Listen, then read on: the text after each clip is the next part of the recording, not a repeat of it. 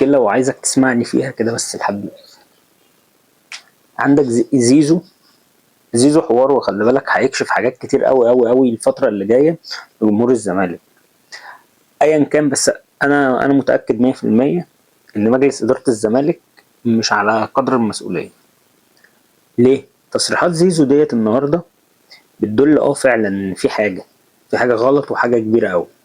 خلي بالك، تصريح او السطر الاخير ده في التصريح خطر جدا جدا جدا جدا جدا.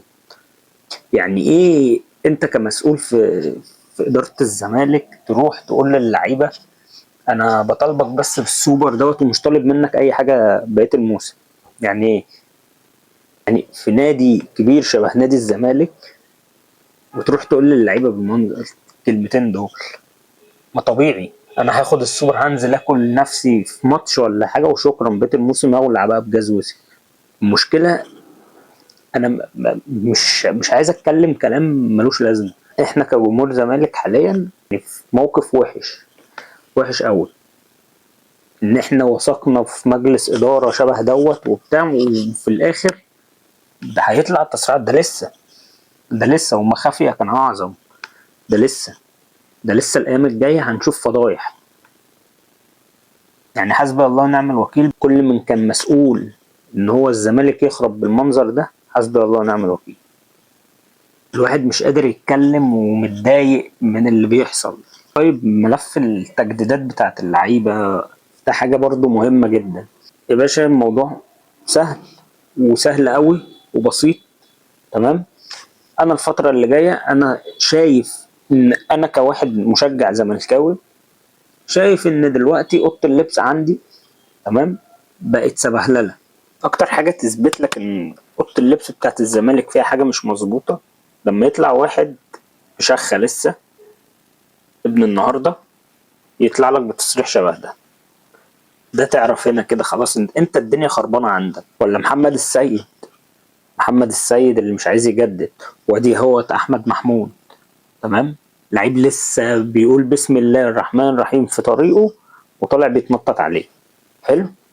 طيب انت ما انت دورك انت كمسؤول هتعمل ايه؟ طيب هتعمل ايه؟ والله الموضوع سهل الله اعلم برضه، بس الموضوع سهل. انا بالنسبه لي انا شايف الموضوع هو كده. تمام. باشا، انزل كده في التمرينه، كرسيك وشمسيتك واقعد. والله شوفوا يا جماعه مين العقد قرب يخلص، هتجدد جدد وبتاع، مش هتجدد اقعد يا باشا. تمام. جيب لك عرض وغرف 60 ده.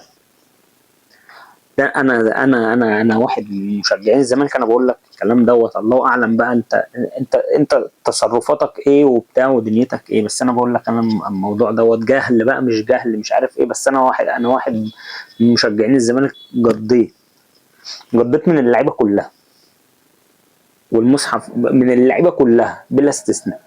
خلي عقود اللعيبه اللي عندك 3 سنين اقلها. تمام. تمام. وانزل هات لك صفقتين حلوين. تمام. وفكك بقى من حوار رجال الاعمال والزفت اللي احنا بنشوفوه دوت. تمام. حوار رجال الاعمال ده او اللي انا شايفه حاليا، او الناس اللي موجوده حاليا من رجال الاعمال. تمام. انا شايف ان هم بيتحكموا بشكل كبير قوي في الملفات بتاعت اللعيبه. اجيب مين ما اجيبش مين، مش على هوايه، مش هجيبه، مش هدفع لك. انت ليه مطاطي راسك للناس دي اصلا؟ يا عم ده احنا نلعب بالناشئين احسن. ولا تلاقي ناس بتتحكم فيك بالمنظر ده. ما يغوروا يا عم هم وفلوسهم. ما انت كده كده مديون، كده كده عليك الطين.